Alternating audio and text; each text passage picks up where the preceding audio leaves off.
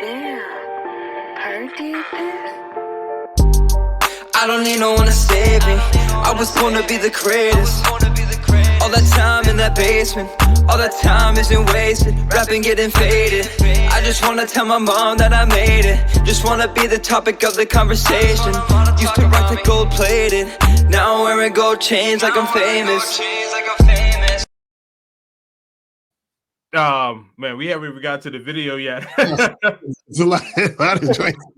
All right. So, but the thing is, I will say that, like, kind of goes back into what I was saying earlier about the liberalism, and then also a lot of people, men and women, being raised in single parent homes where women had to work, and then kind of had to go into more of their masculine frame, and then also getting advisement, whether it be from their mom, their aunt, their grandmother, their friends, the sisterhood. So, like, that has taken some of the, that has taken the femininity out of a vast portion. I'll never say all, right? Can't do that. But what it is that most women abroad typically go into their role as a woman and expect you to be a man. Now, my pushback on men is that, like, if you have to go abroad. Yes, you may want a feminine woman, but you have to understand, as a man, you have to hold down those man traits. And if you don't have those man traits, then you will be taken advantage of. B, you will be outcasted by her family. Or C, even something even more dangerous. So I just want to say that, as men, you go abroad and you want the femininity, you have to make sure that you're bringing the masculinity too. Right. Well, yeah, definitely that. But that's the thing with submission. All submission is a woman being under your mission. That's what submission means. Sub means under the mission. So what happens is that it's not hard to get that. You just have to find the women who want that with you. And so the thing is that I think what happens is that a lot of guys, they just want all the women to want them, and it's like, that's not how it works. You understand? So but the thing is, the more attractive you are as a man, the more women you're going to get who want you like that, who are going to do that to you. And the thing is, most dudes want a girlfriend or even a wife. Most guys are not players. Most guys are not that. So there's an abundance of women wherever you go that you can find at least one chick that's going to want to be under what you're trying to do. Is not that hard. You know what I'm saying? Yeah, I mean, well, I won't say that it's not necessarily a challenge for, it's not necessarily a challenge to find the woman. It's more or less about like, in the States, or in the West rather, it's that basically it's like you're picking a needle in a haystack full of needles for the most part. And again, I never want to say all, but overseas you have more of an opportunity because these women value family tradition, and I guess that could be like a part two of the conversation where we could kind of break, kind of get into that, because I think that's important as well. Yeah, I think what it is too is that the reason why it seems like a needle in a haystack is because of what I was saying earlier, is that the man is and the women are counterparts, meaning that it's on the same spectrum. So what happens is that if a guy is finding it difficult to get women, right, that reflects on his level, where he's at. You understand, his level of game.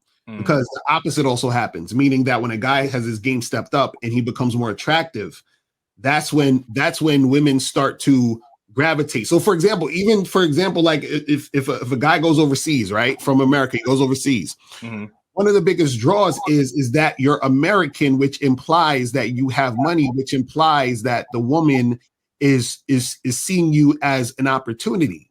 right? So meaning that you are in that situation in relation to her. She's like, oh, he could bring me up. You understand? He's a come up. He's a more attractive guy in this situation, right? But the attraction is more so about the idea of you versus who you really are.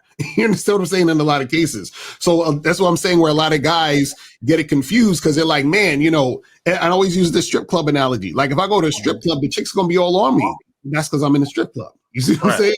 And there's a certain attraction there because I'm a guy, I'm a person who comes in there with the resources that they're attracted to. So it's the same thing. Now, you want to be the guy she's attracted to, who she's actually attracted to you because of you, because then you're the reason. That's what I'm saying, where the more that you're the reason or the more that you're that guy, then it's going to be less of a needle in a haystack. So it's not like it's a fact that these women are like that. The women are like that only in relation to that individual man, because another guy, he's like, damn, I'm out here and there's an abundance. But the reason why there's an abundance for him is because he's a different dude. You see what I'm saying? So it's never like, what I'm saying is no one is never, there's never a situation where things are just like that, meaning like, damn, I'm over here and these women are just like that. No, women are always going to be based off of the guy they're specifically dealing with. So I could meet a woman, she could be difficult as hell to me and be easy to you, and vice versa. that's all that it really is. But well, yeah. So my pushback on that is, let's just say that like the woman, let's say the woman abroad say, okay, this guy's from America and this guy can help elevate my status, right? Let's just say that's true. Okay. The women here in the States, they also do the same thing. So hypergamy is global. Right. So, exactly. So right. So the thing is though, where like you see this woman holding on to this guy, you know, this guy, you know, this guy looks like he has some means about him, right? So let's just say, I mean, you know, I don't know, but let's just say, like, looking at this guy, let's say he works on Wall Street or something like that. You know what I mean? Because the thing is, and I was watching a Chris Rock stand-up last weekend, and he mentioned this, and he was talking about how Beyonce could work at Burger King, but Jay-Z couldn't work at Burger King and get Beyonce. Like, Beyonce could work at Burger King and get Jay-Z because of her looks, her beauty, and things of that sort. But Jay-Z could not get Beyonce if he was working at Burger King, like he was, you know, a cashier, fry cook, or whatever the case is, you know, at Burger King. Like, and we have to. That's the part that people don't understand. See, they'll hear me say that and they be like, "No, that's some bullshit." But the guy at Burger King is fucking the Beyonce, right? This is the part that guys don't get. That's what I be trying to tell them. Where the Jay-Z needing to be Jay-Z to get Beyonce, and you know, just like any guy, the guy on Wall Street needing to be that guy to get this particular girl, that happens, but that happens under the guise of it not being about him. And so this is what happens. So for example, let's say you, that Wall Street guy, meets a woman, but she's with him because he's the Wall Street guy, right? So now he got her. Now he starts to really, really like this woman. And then a dude at Burger King is fucking her while he's at work on Wall Street. And then he's going to get mad when that woman leaves him for the guy that works at Burger King. Do you understand what I'm saying? That's I mean, yes and no. Like, okay. So the guy at, you know, the guy working at Burger King, you know, you know, like how likely is that to happen though? Because I was the guy working at Burger King. That's like the stuff that I'm saying. I'm not bringing this on my ass. I'm telling you, this is like, I get it. Right. I get it. So now again, I get what you're saying, that happened for you, but like here in our community, we have to deal with stats and statistics. Now that happened to you. That's a stat that happened to you. But let's say you have 100 random men in the room You know, how many guys that work at a fast food restaurant, you know, In-N-Out Burger, Burger King, McDonald's, Wendy's, whatever, Checkers, all that stuff. How many of these guys are really going to be able to hook up with a woman that has a caliber of like Beyonce, like that happened to you? And I get what you're saying, but we have to deal in reality. That's not likely to happen. No, this is what I'm saying. What I'm saying is there's going to be a small percentage of guys right who work at, let's say, a Burger King that have game. Those dudes, right? They're going to take the guy's woman from the Wall Street guy. So what I'm saying is that what happened, like, for example, I'll use myself as an example, but these are guys I used to roll with that do the same shit. Right. What we would have to do is that we're like, I'll give myself an example. I was in a situation where I was dealing with this chick, right? I used to smash this girl. She was with this dude. He was making like 7 figures, working at some big company, whatever, right? I used to go to her house where he lives. Her and the dude live together. He would be on a business trip in Japan somewhere. I'll go over to their crib and I'll smash her in his bed, right?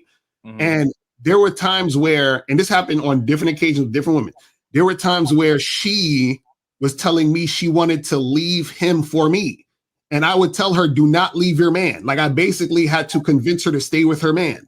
So what I'm saying is that the guys who have the money or the status and who are using those things as a draw, the women don't really like them like that. And so what happens is that those guys are susceptible to being in situations where their women are going to bounce with another guy they actually like. So what I try to teach guys is be the guy the woman actually likes, not the guy the woman is using, not the guy the woman is settling for. And so what happens is that when you become that Jay-Z or you become that Wall Street guy, but you have no game, you're usually the guy the woman is settling for. You're usually the guy the woman is just dealing with for the time being. And then what happens is because you start to invest in this woman, meaning that you continue to deal with her, you start to like her, you might make her your girlfriend, wifey, or whatever. You're so emotionally invested in her, right? It's going to be extremely traumatic when that woman leaves you. Because like I said earlier, you're living in the illusion that she actually likes you. So it's okay to deal with women on that aspect as long as you know what the reality is. That's why I said, I don't give a fuck if a dude is tricking, simping, whatever, but just know what's happening so that when it goes down, it goes down. Just like, for example, when I hook up with women, sometimes like there's women that I've hooked up with and I was like, yo, I really like this chick. She's cool. But I knew we was just hooking up. So what happened is I don't get in my feelings and be like, man, how come she don't want to continue to see me? But because she knew that I'm a player, I'm not going to try to do nothing else with her. So I know at some point she's going to find a boyfriend. She's going to settle down and our fucking relationship of us hooking up is over. So I'm not going to be deluded, you know what I'm saying, to be like, oh my God, why is this girl like? So what happens is most guys get deluded because they're in a situation where they don't realize the woman is with them for this thing. And then once you start to forget that, you start to think it's something else. And then that becomes a traumatic experience when that falls by the wayside. So that's all I'm saying. So I agree with you where, yes, there's going to be certain guys who are going to be able to get those women because of they're that Wall Street guy and they have the money, but you have to understand your position. Once you understand your position, that's fine. But once you start to think your position is something different than what it is, that's when you're going to suffer. That's all I'm saying.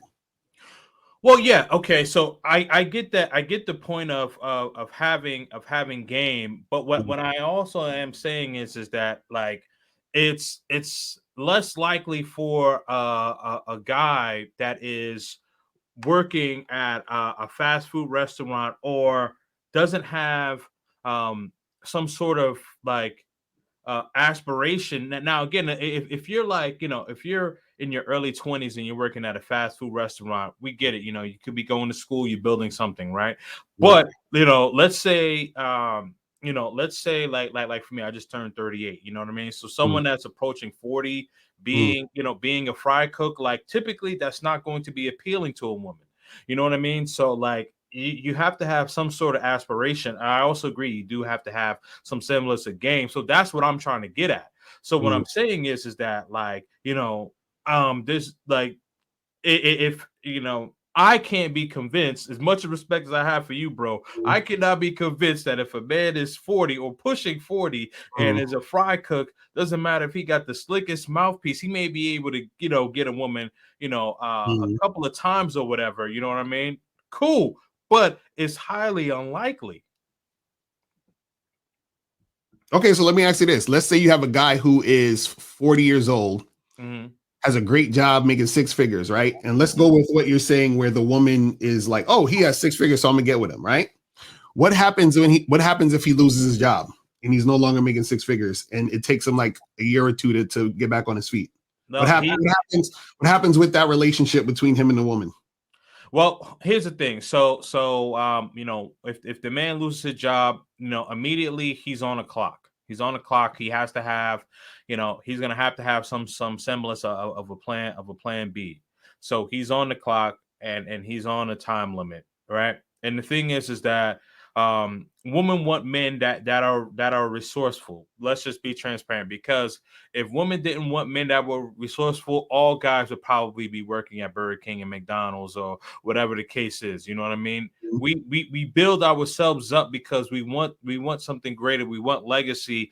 But the thing is, we also know that women are hypergamous and women want men with resources. Also, you have to have game. So to circle back, answer your question, he's on a time limit. He's on a time limit, right? So what does that mean? What does that mean he's on a time limit? What that means that he's on a time limit, meaning that like if he's not if he's not able to get back up to being able to be the provider that he was when he was in a relationship and or marriage with her, like there's gonna have to be so she's gonna like bounce on him. Yeah, but he, because one of the reasons why she probably was with him, because she was attracted to himself, but she also liked the fact that he was ambitious. So what I'm saying is that like if he's just wallowing in his misery and just kind of being depressed. No, I'm not saying he's wallowing in misery. I'm saying he lost his job. He's trying to get back on his feet. He's looking for more work. He is doing odd jobs here and there, but it's taking him like 2 years to get back to that six figures. Oh, so, yeah. I mean, yeah. If he's progressively on his grind, then she should be there. Okay, so I kind of misunderstood. So I thought that you. So then that's what I'm saying. So it shouldn't work. It shouldn't matter about the fact that he has it. It should matter about the type of man he is. Yes, I agree. But what I'm saying is that. Right. Okay, so all right, so this is what I'm saying.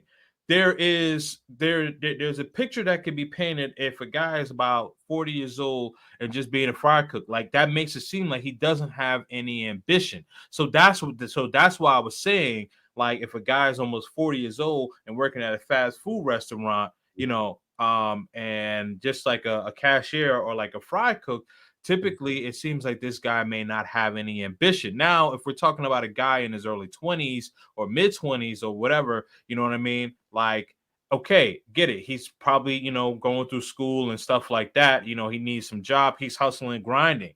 There's a difference between being, in your early 20s and then almost in your late 30s or in your early 40s. That's what I'm trying to get at. So, the woman, yes, she's attracted to the guy. She likes the guy, but typically women like the guy like men who are ambitious. Right, but that's the thing. Ambition is something that is not directly correlated to what you're doing. Right. You see what I'm saying? So it's a character. It's a character trait. Like if the person is ambitious, so that ambitious character trait is the thing that attracts her, not necessarily the money. You see what I'm saying? So because a person could not be ambitious and have a lot of money. Yes, you have a lot of money, don't be ambitious. So it's not necessarily. So what I'm saying is that if a lot of times where a woman is gravitating to where the main point of why she's with him is because of money, it's not because of him being ambitious. It's because he has money. So then, therefore, what I'm saying is that if that's the case, usually what happens is that she's not actually with him for the man he is. She's with him for what he can do. You see what I'm saying? And so that what he can do thing is not going to keep a relationship strong or not going to keep her interested in him for long term, which is why any random dude could come through. Any random guy that works at McDonald's can come through and smash a girl, and she'll be wanting to leave that guy for that McDonald's motherfucker. That's all I'm saying. The strongest draw or the strongest attachment a woman has is to who the man is, not what he does and not how much money he makes. So when guys think it's that's when they start messing up. Okay, so I think that you and I are both kind of saying the same things, just looking at it from a different lens. Mm-hmm. Because when I mentioned like the Wall Street guy or a guy making 6 or 7 figures, this guy had to bust his behind to get there. So I'm talking about the guy's ambition. Yeah, I mean, obviously the money is a result of that, but I'm ultimately I'm talking about the guy who's ambitious, the guy that's hungry, right? You know, so the woman is attracted, you know. The woman, she's attracted to the guy just in general, but also she's attracted to his ambition. So, yeah, you're right about that because there's guys who can make a lot of money but don't have any ambition, and the woman is just with the guy because, you know, he's able to have money. I'm talking about a guy who is ambitious, a guy who's a leader, because when you have all of those traits, that makes you more attractive. So that's what I'm saying, and I think that we're both saying the same thing, but I think that you might have thought that I was just talking about the money aspect. Right, so but I want to clarify that I'm talking about the ambition aspect. Right, so, but also too, a lot of guys have to be careful about that too, because you're absolutely correct. Where if you're ambitious and that's a character trait that can be attractive to women. The problem though is that some of these guys, even if they're, for example, ambitious, let's say they are, they'll still lead with their wallet. So this is the thing where that Wall Street guy, because his game is weak, he'll lead with the wallet, and therefore the premise he sets or the precedent he sets is that this is what it is. So the woman gravitates to him and sees him as the wallet.